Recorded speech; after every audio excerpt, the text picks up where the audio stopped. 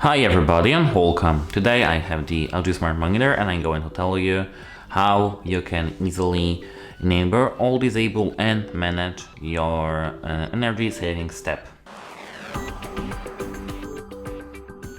At first we have to enter the settings menu. If you don't know how you can easily enter the settings menu, check our channel because we have a video for that. Then enter the general here and go to energy saving at the bottom. Here the first option we can see is energy saving step.